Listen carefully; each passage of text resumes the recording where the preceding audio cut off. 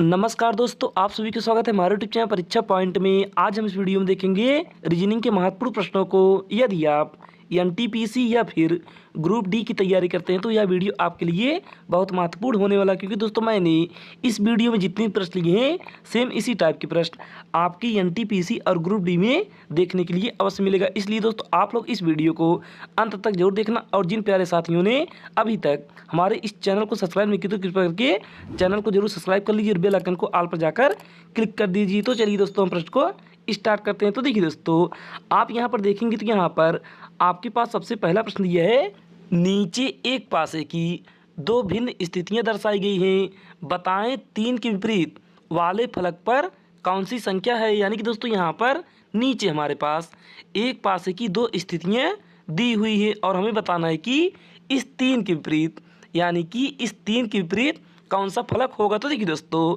आप यहाँ पर सबसे पहले देखेंगे कि अगर आपके पास एक पासे की दो स्थितियां दी रहें तो आप यहाँ पर सबसे पहले इन दोनों पासों में ढूंढेंगे कॉमन सतह। तो यहाँ पर दोस्तों हम देखेंगे तो यहाँ पर 4 हमारे पास यहाँ पर भी दी है और 4 यहाँ पर भी दी है। तो यहाँ पर दोस्तों हम इसी 4 को पकड़ेंगे और घड़ी की दिशा में घुमाएंगे। तो यहाँ पर दोस्तों अगर हम इस 4 को पकड़ेंगे तो यहाँ पर इसे घड़ी की दिशा में घुमाएंगे तो यहाँ पर हमें क्या प्राप्त होगा। यहाँ पर दोस्तों हमें प्राप्त होगा 4, उसके बाद 1 और उसके बाद यहाँ पर 2। तो यहाँ पर हम लिखेंगे 2, उसके बाद अब यहाँ पर इस 4 को पकड़ेंगे और इसे घड़ी की दिशा में घुमाएंगे तो यहाँ पर प्राप्त होगा हमें 4, उसके बाद यहाँ पर 5 और उसके बाद यहाँ पर 6। तो यहाँ पर दोस्तों देखेंगे तो यहाँ पर हमारे पास यहाँ पर दिया है 4, 1, 2 और नीचे दिया है 4, 5, 6। तो यहाँ पर दोस्तों देखेंगे तो यहाँ पर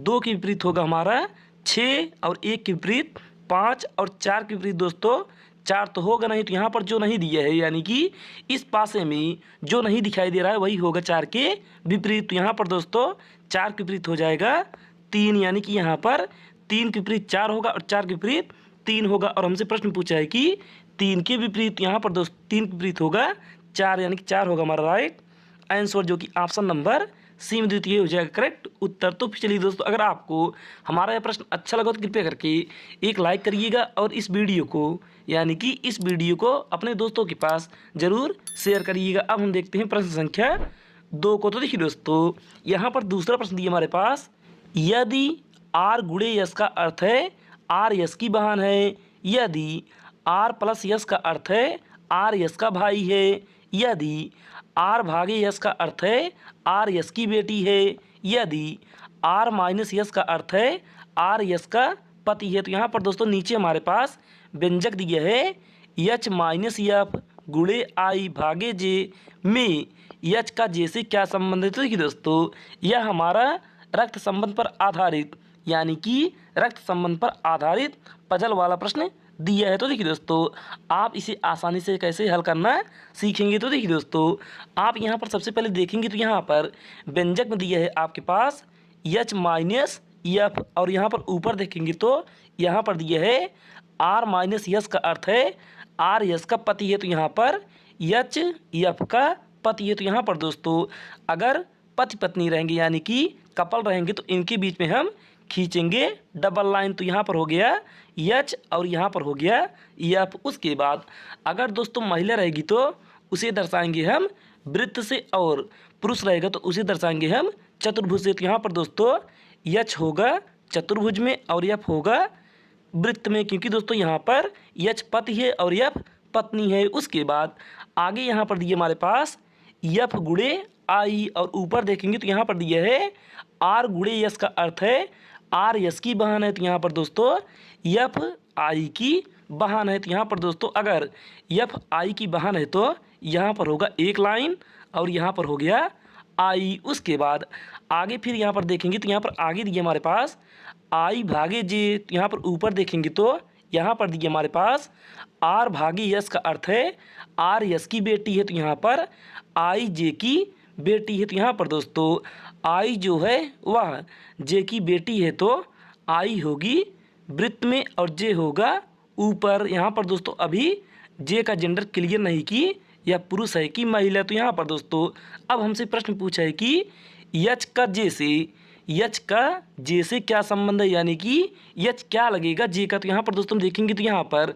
यच हमारा यहाँ पर है और जे हमारा यहाँ पर है। तो यहाँ पर दोस्तों देखेंगे तो यहाँ पर आपको दिखाई देगा कि आई का पिता या फिर माता जे है। तो यहाँ पर दोस्तों यफ का भी पिता या माता जे होगा। उसके बाद अगर यफ बेटी है तो यहाँ पर यच हो गया दामाद। यानी कि दोस्तों यहाँ पर ऑप्शन देखेंगे तो यहाँ पर ऑप्शन दिए हमारे पास ऑप्शन नंबर बी, यानी कि ऑप्शन बी दिए यहाँ पर बेटी का पति, यानी कि दोस्तों यही होगा राइट आंसर, यानी कि बेटी का पति होगा करेक्ट उत्तर। तो यही हो जाएगा राइट आंसर। तो फिर चलिए दोस्तों अब हम देखते हैं प्रश्न संख्या 3 को। तो देखिए दोस्तों यहाँ पर हम देखेंगे तो यहाँ पर तीसरा प्रश्न दिया हमारे पास, निम्नलिखित विकल्पों में से दी गई श्रृंखला से लुप्त संख्या का चयन कीजिए।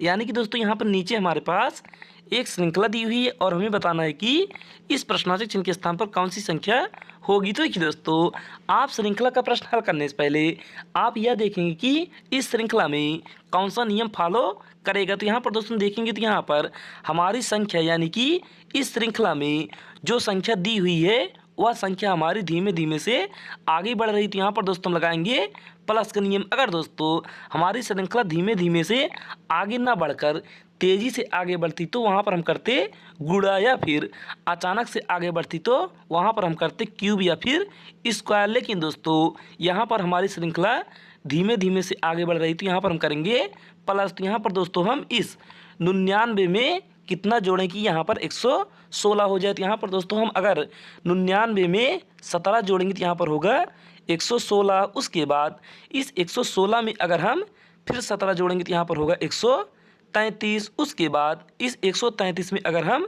फिर 17 जोड़ेंगे तो यहाँ पर होगा 150। उसके बाद इस 150 में हम फिर 17 जोड़ेंगे तो यहाँ पर होगा 167। उसके बाद दोस्तों इस 167 में अगर हम फिर 17 जोड़ेंगे तो यहाँ पर कितना प्राप्त होगा। इस 167 में अगर हम 17 जोड़ेंगे तो यहाँ पर कितना आएगा। यहाँ पर दोस्तों हम 7 में 7 जोड़ेंगे तो यहाँ पर होगा 14। तो यहाँ पर 14 की 4 हासिल 1। उसके बाद 6 में 1 जोड़ेंगे तो होगा 7 और 7 में 1 जोड़ेंगे तो यहाँ पर होगा 8। उसके बाद यहाँ पर होगा दोस्तों 1। तो यहाँ पर दोस्तों इस प्रश्नवाचक चिन्ह के स्थान पर आएगा हमारा 184, यानी कि 184 होगा हमारा राइट आंसर, जो कि ऑप्शन नंबर ए में दिए। तो ऑप्शन ए हो जाएगा करेक्ट उत्तर। तो फिर चलिए दोस्तों अब हम देखते हैं प्रश्न संख्या 4 को। तो देखिए दोस्तों यहाँ पर चौथा प्रश्न दिया हमारे पास कथन और निष्कर्ष, यानी कि यह प्रश्न हमारा कथन निष्कर्ष पर आधारित है। तो देखिए दोस्तों आप यहाँ पर देखेंगे तो यहाँ पर आपके पास पहला कथन दिया है सभी भूमि रिक्त हैं। तो यहाँ पर दोस्तों हम सबसे पहले बनाएंगे भूमि का बेन आरेख। तो यहाँ पर दोस्तों हो गया हमारा भूमि और सभी भूमि रिक्त हैं। तो यहाँ पर दोस्तों भूमि होगा रिक्त के अंदर। तो यहाँ पर दोस्तों बाहर हो गया हमारा रिक्त और अंदर हो गया भूमि। उसके बाद आगे यहाँ पर दूसरा कथन देखेंगे तो यहाँ पर दूसरा कथन दिया हमारे पास कोई भूमि लड़की नहीं है। यानी कि दोस्तों यहाँ पर कोई भूमि लड़की नहीं है, लेकिन दोस्तों यहाँ पर कुछ रिक्त लड़कियाँ हो सकती हैं। तो यहाँ पर दोस्तों हम रिक्त और लड़कियों का कुछ का संबंध बना सकते हैं। तो यहाँ पर दोस्तों हो गया हमारा लड़की। उसके बाद अब यहाँ पर हम देखेंगे तो यहाँ पर पहला निष्कर्ष दिया हमारे पास, यानी कि पहला निष्कर्ष दिया हमारे पास सभी रिक्त भूमि है। तो यहाँ पर दोस्तों देखेंगे तो यहाँ पर हमारे पास रिक्त बाहर है और भूमि अंदर है, यानी कि दोस्तों यहाँ पर कुछ रिक्त भूमि हो सकता है। तो यहाँ पर दोस्तों हमारा पहला निष्कर्ष गलत हो गया, यानी कि यहाँ पर पहला निष्कर्ष हमारा गलत हो गया। उसके बाद अब यहाँ पर देखेंगे तो यहाँ पर दूसरा निष्कर्ष दिया हमारे पास सभी लड़कियाँ रिक्त हैं। यानी कि दोस्तों यहाँ पर सभी लड़कियाँ रिक्त हैं। तो यहाँ पर हम देखेंगे तो यहाँ पर हमारे पास कुछ लड़कियाँ रिक्त हैं। तो यहाँ से दोस्तों हमारा दूसरा भी निष्कर्ष गलत हो गया, यानी कि यहाँ पर दोनों निष्कर्ष गलत हो गए। तो यहाँ पर हम देखेंगे तो यहाँ पर आपको दिखाई देगा कि ऑप्शन नंबर डी में, यानी कि ऑप्शन नंबर चौथे में दिया है हमारे पास निष्कर्ष 1 और निष्कर्ष 2 दोनों अनुसरण करते हैं। यानी कि दोस्तों यह हमारा राइट आंसर नहीं होगा। तो यहाँ पर दोस्तों हमारा ऑप्शन सी हो जाएगा राइट आंसर, यानी कि कोई भी निष्कर्ष अनुसरण नहीं करता। तो यही हो जाएगा राइट आंसर, यानी कि ऑप्शन सी होगा हमारा करेक्ट उत्तर। तो फिर चलिए दोस्तों अब हम देखते हैं प्रश्न संख्या 5 को। तो देखिए दोस्तों यहाँ पर पाँचवा प्रश्न दिया हमारे पास निम्नलिखित प्रश्न में दिए गए विकल्पों में से संबंधित अक्षर युग का चयन कीजिए।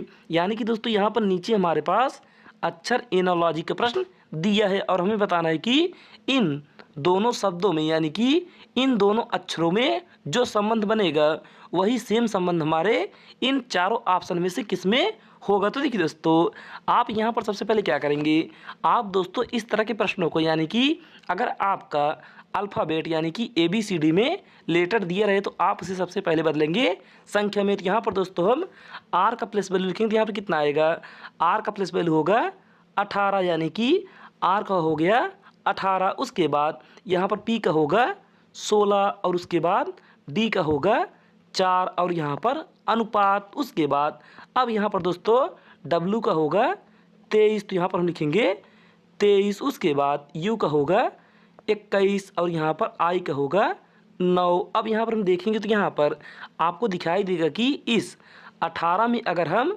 5 जोड़ेंगे तो यहाँ पर होगा 23। उसके बाद इस 16 में अगर हम 5 जोड़ेंगे तो यहाँ पर होगा 21 और यहाँ पर 4 में अगर हम 5 जोड़ेंगे तो यहाँ पर होगा 9। यानी कि दोस्तों यहाँ पर इन दोनों के बीच में 5-5 का संबंध बनेगा। यानी कि R में अगर हम 5 लेटर और जोड़ेंगे तो यहाँ पर आएगा W। उसके बाद P में 5 लेटर और जोड़ेंगे तो यहाँ पर होगा U और D में 5 लेटर और जोड़ेंगे तो यहाँ पर आएगा I। तो यहाँ पर दोस्तों हम यही नियम इन चारों ऑप्शन में चेक करेंगे। तो यहाँ पर दोस्तों हम देखेंगे तो यहाँ पर आपका सबसे पहला ऑप्शन दिया है, यहाँ पर आपका सबसे पहला ऑप्शन दिया है BAC। उसके बाद अनुपात यानी कि BAC अनुपात OTT। तो यहाँ पर दोस्तों आप जानते हैं कि यहाँ पर B का प्लस वैल्यू होगा 2। उसके बाद O का होगा 15। तो यहाँ पर दोस्तों देखेंगे तो यहाँ पर 2 और 15 में 5 का कोई भी माने नहीं रखता। यानी कि दोस्तों यहाँ पर पहला ऑप्शन हमारा गलत हो गया, यानी कि पहला ऑप्शन यहाँ पर गलत हो गया। उसके बाद दूसरा देखेंगे तो यहाँ पर दिए हमारे पास LDK और यहाँ पर CFK। तो यहाँ पर दोस्तों आप जानते हैं कि L का होगा 12 और C का होगा 3। तो यहाँ पर दोस्तों आपको दिखाई देगा कि 12 में 5 जोड़ेंगे तो यहाँ पर होना चाहिए 17, लेकिन यहाँ पर दोस्तों दिया है 3। तो यहाँ पर हमारा दूसरा भी ऑप्शन गलत हो गया, यानी कि यहाँ पर दूसरा भी ऑप्शन गलत हो गया। उसके बाद अब यहाँ पर देखेंगे तो यहाँ पर तीसरा ऑप्शन दिया हमारे पास XYM और यहाँ पर CDR। तो यहाँ पर दोस्तों आप जानते हैं कि X का प्लेस वैल्यू होगा 24 और यहाँ पर C का होगा 3। तो यहाँ पर दोस्तों आप अगर 24 में 5 जोड़ेंगे तो यहाँ पर आएगा 3। आप दोस्तों यहाँ पर जानते हैं कि ABCD में यानी कि अल्फ़ाबेट में टोटल 26 अक्षर होते हैं। तो यहाँ पर दोस्तों अगर आप 26 के बाद आगे चलेंगे तो यहाँ पर आएगा 1 2 3। तो यहाँ पर दोस्तों 24 के बाद चलेंगे तो 25 26 1 2 3 यानी कि 5 जोड़ेंगे तो यहाँ पर हमें 3 प्राप्त होगा। यानी कि यही ऑप्शन C होगा हमारा राइट आंसर, यानी कि ऑप्शन C हो जाएगा करेक्ट उत्तर। तो फिर चलिए दोस्तों, अगर आपको हमारा यह प्रश्न अच्छा लग रहा है तो कृपया करके एक लाइक करिएगा और चैनल को जरूर सब्सक्राइब करिएगा। अब हम देखते हैं प्रश्न संख्या 6 को। तो देखिए दोस्तों यहाँ पर छठवां प्रश्न दिया हमारे पास, नीचे दी गई आकृति में कितने त्रिभुज मौजूद हैं। यानी कि दोस्तों यहाँ पर नीचे हमारे पास एक आकृति दी हुई है और हमें बताना है कि इस आकृति में, इस दी हुई आकृति में टोटल त्रिभुजों की संख्या कितनी होगी। तो देखिए दोस्तों आप यहाँ पर सबसे पहले सिंपल त्रिभुजों को गिनेंगे। तो यहाँ पर दोस्तों आप देखेंगे तो यहाँ पर 1 2 3 4 और 5। उसके बाद 5 के बाद दोस्तों आप यहाँ पर देखेंगे तो यहाँ पर आपको दिखाई देगा कि एक बड़ा वाला त्रिभुज यहाँ पर बनेगा, यानी कि यहाँ पर हो गया 6। यानी कि यहाँ पर दोस्तों इस आकृति में टोटल त्रिभुजों की संख्या होगी 6, यानी कि 6 होगा हमारा राइट आंसर, जो कि ऑप्शन नंबर ए में दी थी, ऑप्शन ए हो जाएगा करेक्ट उत्तर। तो फिर चलिए दोस्तों अब हम देखते हैं प्रश्न संख्या 7 को। तो देखिए दोस्तों यहाँ पर 7 ऑप्शन दिए हमारे पास, यहाँ पर 7 ऑप्शन दिए हमारे पास, दिए गए विकल्पों में से किन दो चिन्हों को आपस में बदलने पर निम्नलिखित समीकरण सही होगा। यानी कि दोस्तों यहाँ पर नीचे हमारे पास एक समीकरण दिया और हमें यहाँ पर नीचे हमारे पास एक समीकरण दिया है और हमें इन गणितीय चिन्हों को इस दिए हुए ऑप्शन के अनुसार बदलना है। अगर ऑप्शन के अनुसार अगर हम इसे बदलेंगे तो जब बदलने पर दोस्तों हमें यहाँ पर 60 प्राप्त होना चाहिए। तो यहाँ पर दोस्तों हम सबसे पहले ऑप्शन नंबर 1 को यानी कि ऑप्शन ए को पकड़ेंगे। तो यहाँ पर दोस्तों ऑप्शन ए दिया हमारे पास गुणा और घटाव यानी कि गुणा और घटाव यानी कि गुणे के स्थान पर घटाव और घटाव के स्थान पर गुणा। तो यहाँ पर दोस्तों हम सबसे पहले लिखेंगे 28। उसके बाद यहाँ पर प्लस है तो यहाँ पर प्लस और यहाँ पर 12। उसके बाद यहाँ पर माइनस है तो माइनस के स्थान पर गुणा। तो यहाँ पर होगा दोस्तों गुणे, यहाँ पर गुणे होगा 21 और यहाँ पर भागे 7 और यहाँ पर दोस्तों गुणा है तो यहाँ पर -4। तो यहाँ पर दोस्तों अब हम बराबर करेंगे 60। तो यहाँ पर दोस्तों इसे हल करेंगे तो यहाँ पर कितना आएगा, अगर आप इसे हल करेंगे तो यहाँ पर 7 से आप 21 को काटेंगे तो यहाँ जाएगा 3 बार में, और 12 का गुणा 3 करेंगे तो यहाँ पर होगा 12 तिहाई 36, यानी कि दोस्तों यह हो गया हमारा 36। उसके बाद अब यहाँ पर दोस्तों हम 28 में 36 जोड़ेंगे, कितना आएगा, 28 में 36 जोड़ेंगे तो यहाँ पर होगा 64, और 64 में अगर हम 4 घटाएंगे तो यहाँ पर आएगा 60, यानी कि दोस्तों हमें 60 लाना था और हमें 60 यहाँ पर प्राप्त हो गया, यानी कि ऑप्शन ए हो जाएगा हमारा राइट आंसर, यानी कि ऑप्शन ए होगा करेक्ट उत्तर। तो फिर चलिए दोस्तों अब हम देखते हैं प्रश्न संख्या 8 को। तो देखिए दोस्तों यहाँ पर 8वां प्रश्न दिया हमारे पास, प्रथम 2 में जिस प्रकार के संबंध दिखाए गए हैं उसी प्रकार का संबंध अन्य 2 में स्थापित करें। यानी कि दोस्तों यह मैं आपको यानी कि नंबर एनालॉजी के प्रश्न यहाँ पर आपके पास दिया है, लेकिन दोस्तों यह मैं आपको SW में यानी कि होमवर्क कार्य में दे रहा हूँ। आप इसका उत्तर या फिर कमेंट बॉक्स में दीजिए या फिर हमने इस वीडियो के नीचे डिस्क्रिप्शन में टेलीग्राम ग्रुप का लिंक डाल दिया है, आप वहां जाकर उस ग्रुप को ज्वाइन करिए और